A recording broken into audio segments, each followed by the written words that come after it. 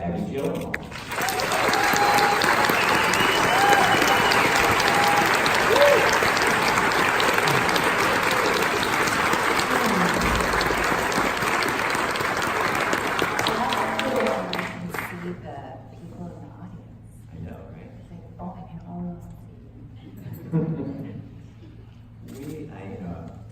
We spoke for an article back about a month ago, and I was talking about like when you went on the Daily Show with Trevor Noah, and he had just seen the trailer, and he was like trying to figure out what this movie was. Is it like a psychological thriller?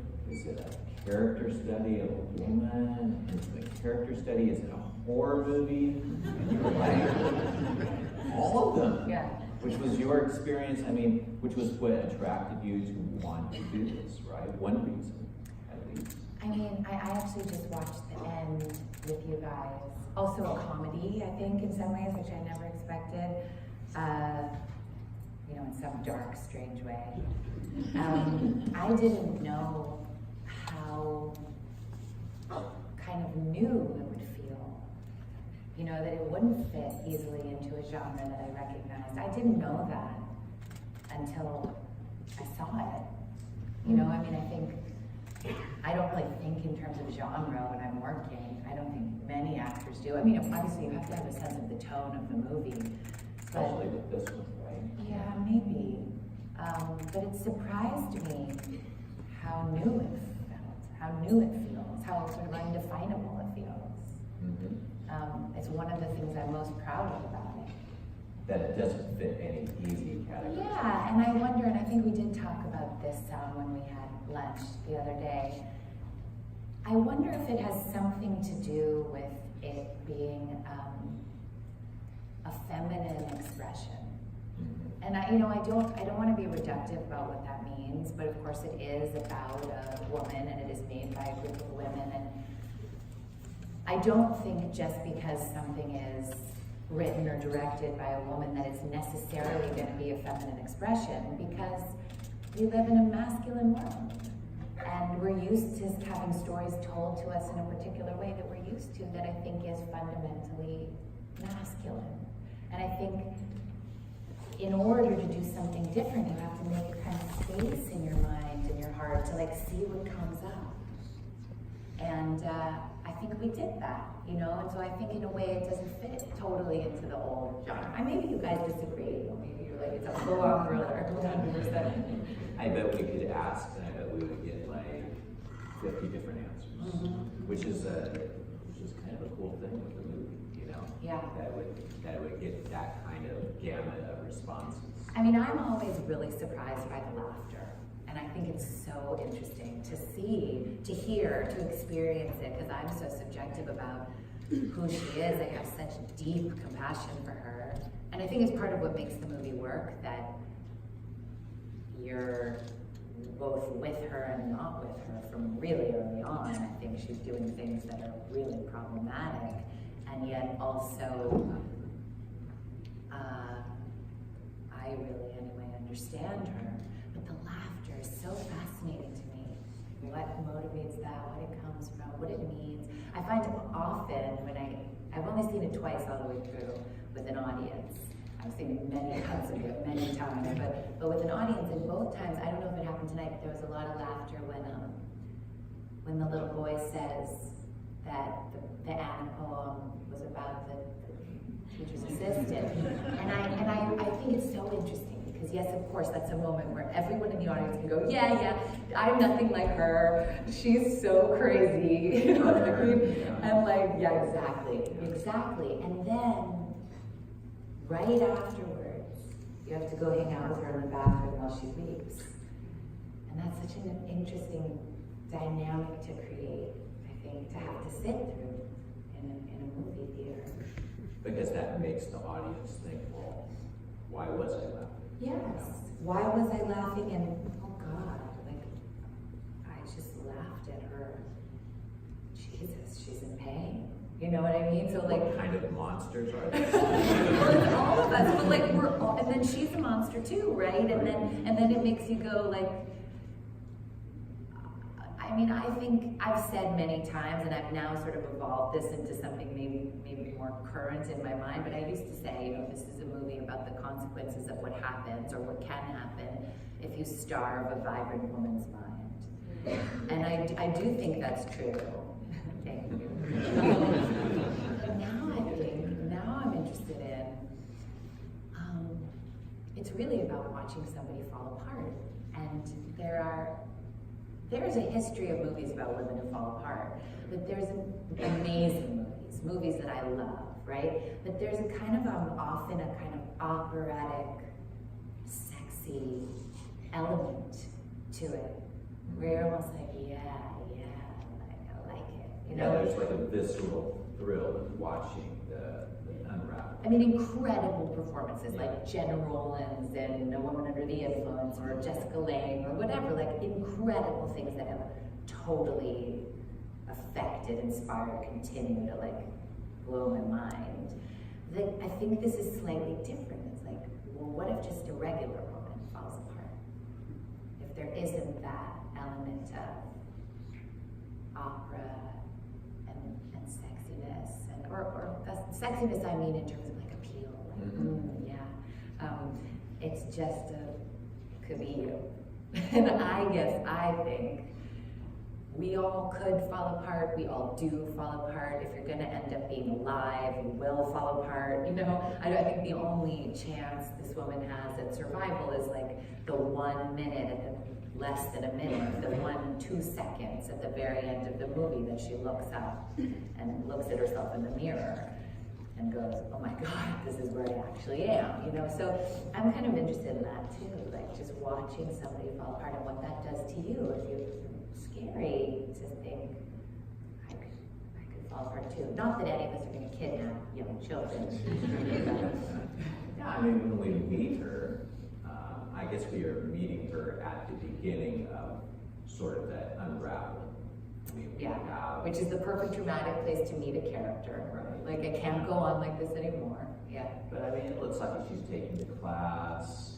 She's showing the poetry to her husband. Yeah. His response at first seems kind of, I was just watching it again today, and at first it seems like kind of encouraging. Yeah. But then it's just like clear at that dinner table that there's just not that connection, and his response really isn't what she needs. Yeah, exactly. You know? Exactly, and that's just a little hurt. That's just like a little bruise, you know? It's not like he's beating her up or something. It's more just kind of ordinary. Right, it's like, at first he says, that's really good. Good. But then, like, he takes it to the next step, and it's like, he tries to define what the flowers are. Yeah, and the look on your face is just, I mean, it's very small, like you say, it's just a very subtle moment, but it says a lot. Yeah. And then by the time the next conversation, I don't know if it's the very next one. In bed. Yeah. Where it's about, Lisa's relating the poem. Right. That Jimmy. Yeah. This like otherworldly thing. Right. And his response is a little rap. Right, to her, yeah. What do you think about her poetry? Because it was funny, because we talked about this a bit, but I was also just tonight looking at responses to the movie and her poetry, and it's just, again, like a lot of things about this movie, it's all over the gamut. People are saying her poetry stinks, but you're thinking, not bad, right? Well, I have a lot to say about this, actually. I won't talk too long, but all of the poetry in the movie is written by, like, poet stars. Like, Sarah and I went to whoever we wanted. It's like, I've, written letters to Quentin Tarantino, being like, please, can I be in your movie? And he doesn't answer me, but the poets were all like, yes. Like the stars of the New Yorker, Ocean Vuong, Kaveh Akbar, Dominique Townsend. And then I read after Sundance, people giving just a quick synopsis of the movie who would say, almost without exception, she's a mediocre poet. Mm-hmm. And I found that really interesting, because I was like, well, of course Dominique, who wrote this work, wrote it for a character, but the idea was not that she'd be a mediocre, worthless it's a wish that she'd be a worthless poet. It's a way easier movie to watch if she's not a compelling poet.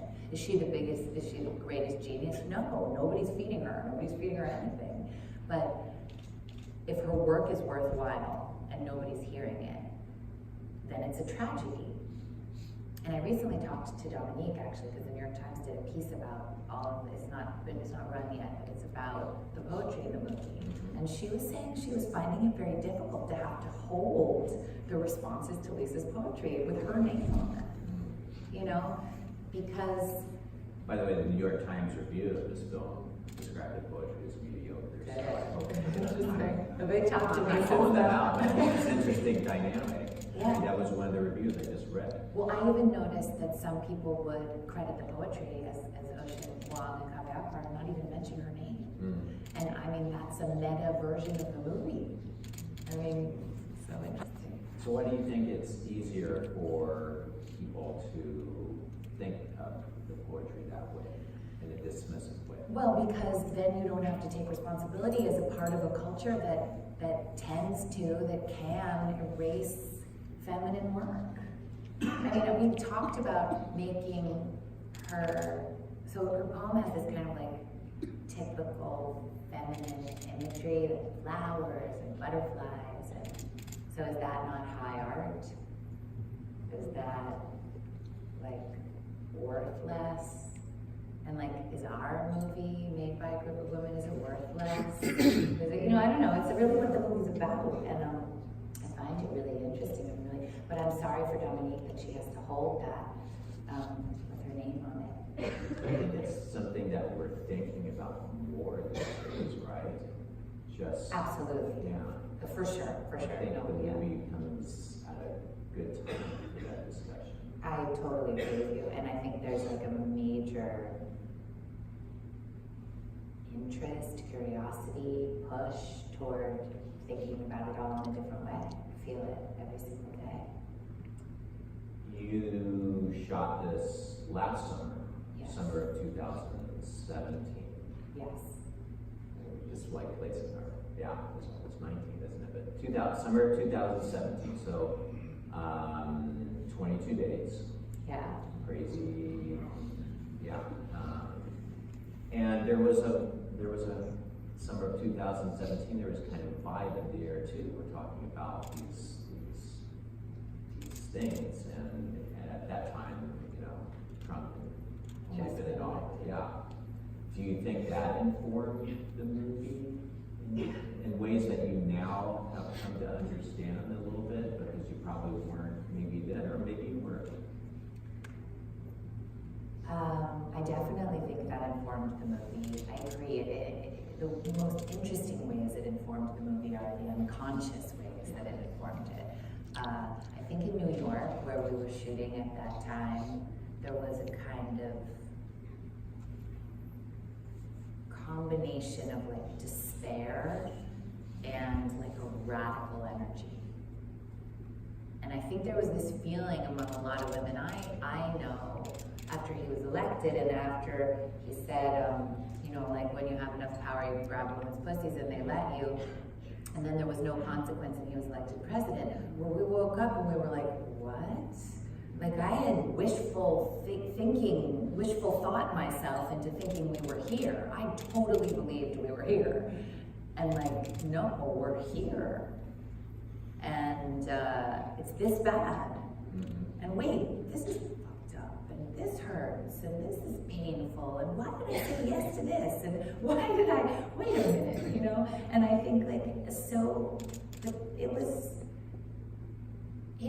actually amazing and painful to have to wake up to that.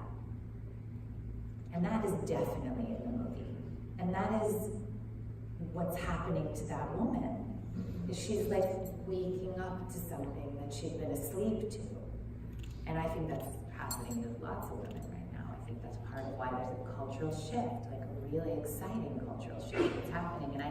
And I wonder if people would have tolerated this movie or had as much compassion for it as I feel like they do a few years ago. I don't know. Or if we could have made it or understood it, or, you know, it really came out of it. Thank you to Donald Trump for that. I mean, it's for stirring all that up, you know, in all of us. And when you even say a few years ago, like if this movie had been made 2-3 years ago, and say it was financed by an indie and went out in theaters, it would be in New York. It opened in New York and LA, a handful of. What's been the experience with Netflix? Because everyone can watch it, you know, all over the world. Has that been different? When I had lunch with you, had I gotten any of the numbers from them yet? No. Well, I'm not allowed to talk about it, which is so interesting too. It makes it like really exciting. But honestly, there's like 12 Netflix people here. If you start to talk about it, they're going to take me away. And I won't get to watch Netflix anymore. I won't know what to talk to anyone about. Okay, your account will be suspended. No, but you know, they could get on the phone with me and Sarah, our incredible writer-director, and our producers, and tell us how many people have seen the movie. And we were like, what? Like literally our jaws were on the floor. Like we were like, honestly,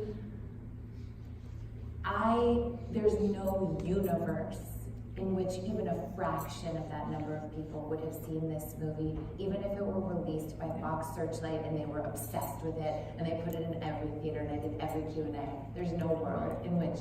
And so to me, I think, and they know how to tell you if people watched it all the way through, because they're only counting the ones who watched it all the way through. Because my only concern with this movie, watching it at home on television, is like, what if you're really uncomfortable and you want to get up and leave? Mm-hmm. And if you're stuck in a movie theater, you can't. And there's a certain investment. You pay the admission price. That's right. But what we're actually being told by Netflix is, even at home, people can tolerate something that hurts.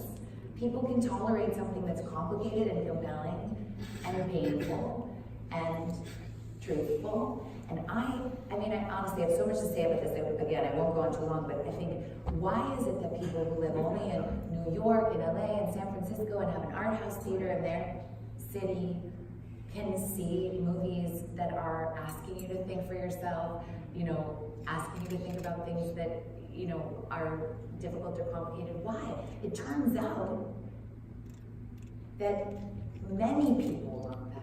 And I think, like, to condescend to the small towns where they don't have those theaters and think, oh, they only want to have like a spoon-fed stuff where you're like, bad guy, good guy, cool, now I can chill. I don't think that actually is what people want. And so, to me, I think Netflix is like the Medicis. You know, I'm like, this movie would have had no life without them. Yeah, I kind of feel like, without naming companies, I mean, I can just sort of imagine the release pattern on this. Yeah. What I love about what you just said, though, is it's so optimistic about it. You hear time and time again, like, exactly what you're saying about people not really wanting this or having the patience, or, I mean, there's a great movie will be streaming on Netflix in a couple of 3 weeks, Roma, Alfonso Cuarón's film. And everyone's, well, do people have the patience for this movie? But who paid for that, right? Black and white, Spanish language, Alfonso Cuarón movie. Like, that is ballsy. That's amazing. That's what I mean about the Medicis. And I also think, like, the truth is, I'm sure if any of you are involved in film, you can imagine how difficult it was to finance this movie. And he was saying it was shot in 22 days. Well, no, we didn't want to shoot it in 22 days. And I mean, like, I keep joking, and it's like a joke, but it's also sadly true, that I was changing my clothes in the bathroom on the Staten Island ferry, and like, nobody should be naked in the Staten Island ferry. and yet, like, you know, we're a group of women, we're used to it, we do what we do, we take the tiny bit of money that has taken us years to raise, and we like make our little movie. And on some level, I'm so proud that we were able to do it for nothing. And yet, on another level, I'm like, why? We just needed a little more money, not to go put in our pockets and go home with it, but like to make our movie. And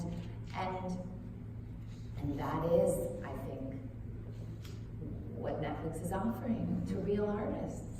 So I'm really down with them. I know there are people who aren't. That's great. You mentioned you've seen numbers, but I mean, have you felt it just walking around in your life that people have seen this and just a bit more than if it wasn't? I mean, so far I've only been in New York and LA, so those are the same places maybe where if You it need to had go to like a small town. Bangor, Maine, you know, and see. Actually, they mentioned that on the phone. They were like, people in Bangor, Maine are watching it the minute it comes out. But yes, I have felt it, and I feel, especially because I'm so proud of this movie. I'm so glad that people are seeing it and responding. You know.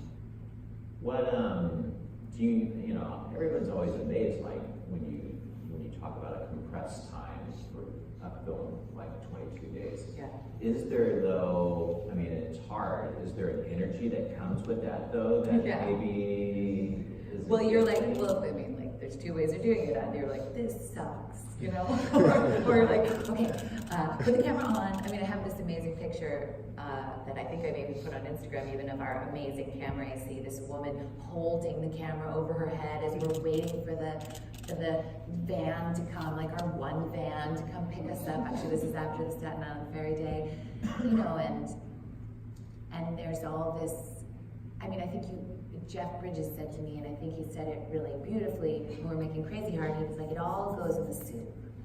Whatever the vibe is on set, you make it a part of the work. I mean, I guess you can be someone that's like, you're in my eye line, now I'm all messed up and I can't do it. Or you can take whatever feeling you got from looking at that person who's in your eye line or whatever that means, and put it back into the scene. Yeah. Because that, you know, so for us, we just put it all back in. You know, it's 104 and like there's 25-year-olds. It's like you gotta roll. Or it's gonna be really bad. I mean, there was one time that the mat box fell off the camera. And I was like, oh my God, okay, it's really, where's the non-DJ crew and everybody's learning. And mostly, we just, there was no other way we were going to make this movie, you know, so we did it how we could. How did they find the young actor? Parker. I remember talking to you about that. Did you work with him before? Like, when we say 22 days, did you have like a little rehearsal time? What were you guys doing to just like get up and ready and go for the 22 days? I'm trying to think if I rehearsed with Parker. I think I must have a little, right? How did we, you know, they met a lot of kids. Parker was one of the very youngest. I think they had like a wide net out of kids. People who were a little older, like 7, were more maybe actors, although I don't really believe children that age are actors. Parker was the friend of the casting director's child, I think. You know, she kind of just put the word out. And then I saw a tape of, I think, probably 10 boys. And I was like, for sure him. I definitely thought Parker. And then I went in and read with a few of them. And I would bring poems, and I was be doing scenes with them, and then just in the middle of the scene stop and talk to them about something else and see if they could come back. And we worked with this Robert Frost poem that's in the movie a little bit. The wind to the rain said, you push, I'll pelt. They so smote the garden bed that the flowers actually melt, and they lodged, but not dead. I know how those flowers felt. And that was actually a poem that my older daughter had brought back from school in maybe 2nd grade to memorize. And I read it and I was like, oh my God, you know, this is so incredible. And so I thought it was a combination of something very grown up and something very childlike. And we chose Parker. And, you know, I think a lot of things about this, I think, like I said, I don't think a 5-year-old is an actor.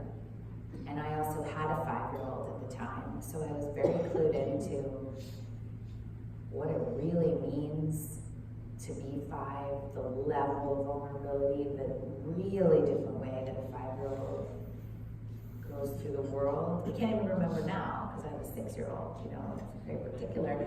But, I mean it. It's really, really different. And so I think there was a moment where I thought, I don't know if I could do this movie. And I was heartbroken about it, because I thought, how do we make this movie and not compromise this child in some way? How do we make this movie and not ever let this 5-year-old feel his boundaries are being crossed in the way that his character's boundaries are being crossed? And then it occurred to me,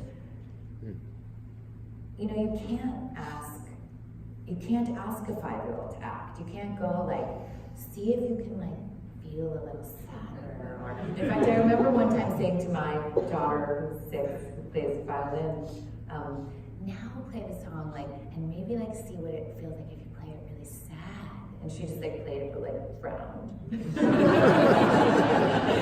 made me laugh. I was like, okay. So what I realized is the only way to work with him then, and the only way I think to work with a child that age anyway, is just totally technically. To go like, stand on that X, and then I'll kneel behind the camera, and I'll go, Parker! And he'll turn his head, you know, and then we got that. Okay, good. Then I'll go, okay, now repeat after me. And we did this whole thing where we would make it like he was singing. And I would say, repeat after me, you know, something like, I don't want to go. And he would say, I don't want to go. You know, and then sometimes that would be great. And then other times I'd be like, no, sing it. Like, and I would sing that same rhythm, I don't want to go. You know, and he would imitate it. And so what you see is, and the other thing is, Parker, you know, okay, 22 days, no time. Parker only gets to work a fraction of the hours that the adults get to work. So lots of times I'm acting with the 50-year-old bearded first AD. And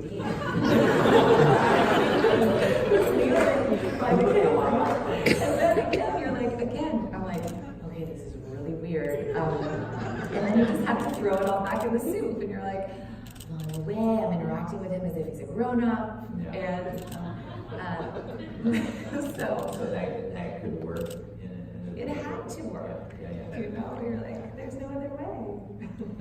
It's interesting that you felt like that was a barrier initially for you doing this movie, that you couldn't quite, at least initially, navigate that idea. And part of it was because you had a child. Also, I mean, I'm maybe extreme. I think even to say the word kidnapped is too much for a 5-year-old. And he did have to do that. And I guess that's up to his parents to explain that to him. And I sort of feel bad about that. But that's mine. Like just the idea of having to like somehow contemplate that, or what does that mean? Yeah. Yeah. So yeah, and I think it does have to do with being a mother. And also all of the women at the helm of this project, our 3 producers, Sarah, our writer-director, and I, are all mothers of young children. Mm-hmm. So we were all really fluid into what that meant. So what's the difference between a 5 and 6-year-old? Do you want to come over and live with me for a little while? I know you know. Well, I remember, one would be just the fact that they had kindergarten, that they've had a year at school. 5 is very different than 6. Yeah. I think there's a real trippy, abstract thinking that starts to move a little more toward the linear by 6. No. They've had a year at school. Maybe, yeah. Well, thank you so much Yeah. for coming.